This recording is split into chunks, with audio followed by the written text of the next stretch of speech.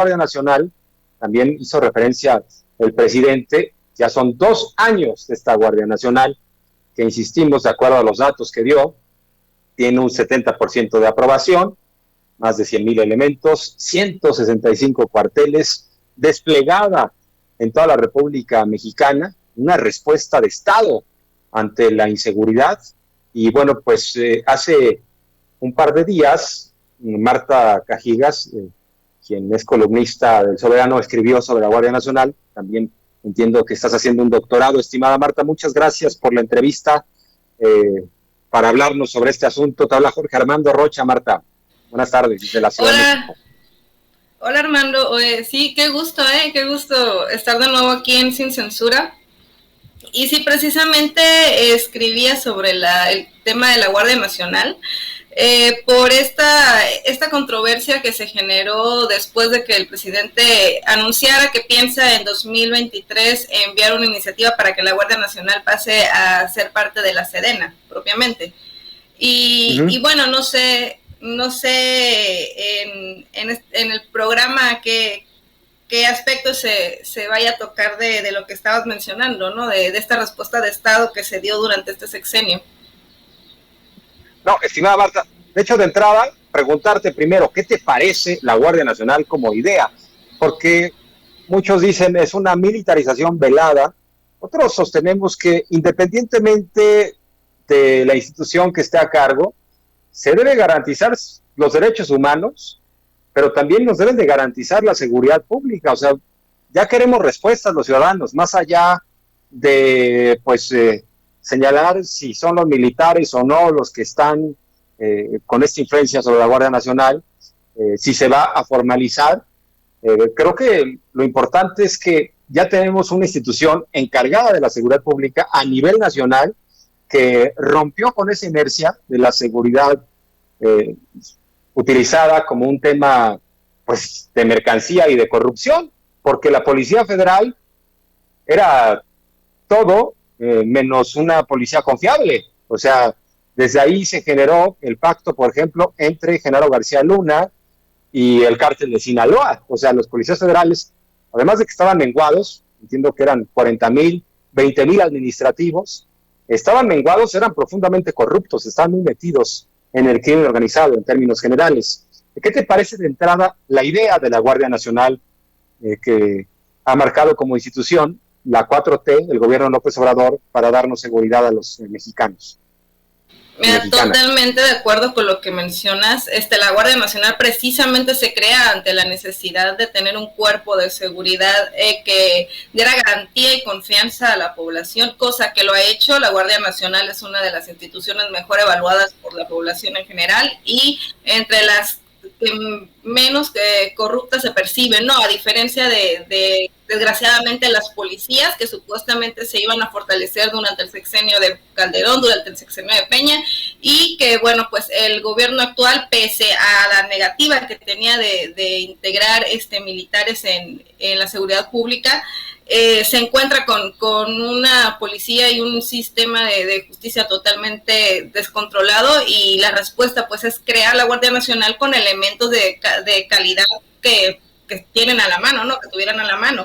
El tema de la famosa militarización, que es el concepto, como comento, muy vago, que nadie especifica a qué se refiere con militarización, porque sí es, personalmente me resulta algo muy reduccionista decir es militarización porque está escrita esto o porque tiene tales elementos. Pues sin embargo no es una estrategia de seguridad en el que se despliegan elementos como se desplegaron en el caso del sexenio de Felipe Calderón, y que muchos que ahorita lo critican, por ejemplo como la Mexicanos contra la Corrupción, aceptaron y aplaudieron totalmente la estrategia y el gobierno calderonista. No es en estos momentos, la Guardia Nacional no se crea para ir a enfrentar y a cazar narcotraficantes, el crimen organizado, sino más bien para dar una seguridad y certeza a la población. no es el seguir expandiendo este campo de guerra en el que convirtieron al territorio mexicano, ¿no? Sí, creo mucha controversia de entrada a la Guardia, sin embargo, sí se fue muy específico en que se iban a respetar los derechos humanos, se iban a tener cuidado en todos estos aspectos y no estamos en una guerra como lo habían declarado los presidentes anteriores. Y bueno, o sea, como ciudadana común y corriente, yo percibo una aceptación muy grande entre la población por la Guardia, e inclusive también la propia población pide más acción, más facultades de la Guardia Nacional, ¿no? Que eso yo creo que se daría más adelante ya con la formalización de la Guardia y la integración de los elementos ya formados precisamente como guardias nacionales, no como militares o como elementos de otras instituciones. Ahora, Marta, lo que planteas también en el artículo es que lo más probable es que sí pase la Guardia Nacional al Ejército. Creo que la clave es que tenga reglas claras, ¿no?, en la operación, y que sean militares o no, respeten derechos humanos, pero también sean eficaces en su trabajo, ¿no? Sí, es lo más seguro. La iniciativa va a pasar y también responde a una visión a largo plazo que tiene el actual presidente de dejar establecido un cuerpo de seguridad fuerte y que no sea susceptible a corromperse, como que no pase como pasaría con otras policías y demás instituciones que estuvieron inventando sexenio tras sexenio. De acuerdo totalmente con que pasa a formar parte de la Sedena, la formación y la disciplina, que pues jamás se comparan. Sí, la garantía de los derechos humanos precisamente es la formación de nuevos elementos como guardias nacionales encargados para seguridad pública, es lo que busca, y también la eficiencia de estos elementos para lo mismo, ¿no? Porque pese a que actualmente está integrada por elementos valiosísimos y con una formación de primera, no son elementos, debemos de recordar, no son elementos que están formados para la seguridad pública.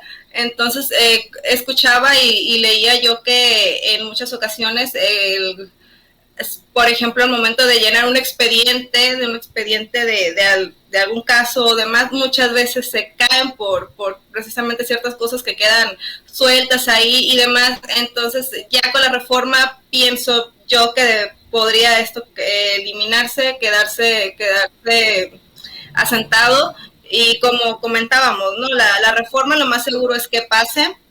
Entonces la discusión yo creo que debería de centrarse en estos momentos no en si están de acuerdo o no están de acuerdo, es lo que hay, sino en más bien cómo se hará esa reforma y si se van a eliminar ciertos aspectos, como comentábamos, de incertidumbre para la propia Guardia y para la propia seguridad.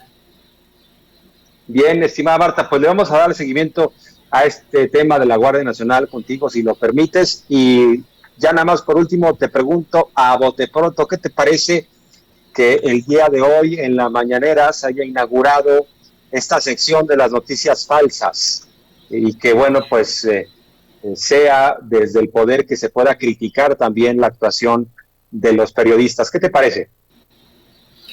Fue un ejercicio bueno que estábamos esperando, la verdad, porque sí, estamos muy cansados a veces de estar escuchando tanto bombardeo de noticias falsas y sobre todo cómo afecta a mucha gente, ¿no? Este tipo de noticias. Sí, dicen desde el poder se critica a los periodistas, pues quizás desde el poder político, digamos, ¿no? Pero también al gobierno también se le critica desde los poderes fácticos. Y quienes estamos en medio de quiénes son las víctimas, mejor dicho, en medio de esta pelea, pues somos la población, somos la gente, y la gente que se informa o que se malinforma de alguna manera. Sí fue un buen ejercicio, los resultados pues predecibles la verdad, y y bueno, esperemos que siga y que se afine un poco nada más, pero creo que es justo y es necesario desmentir ciertas cosas que intoxican, digo yo, la opinión pública.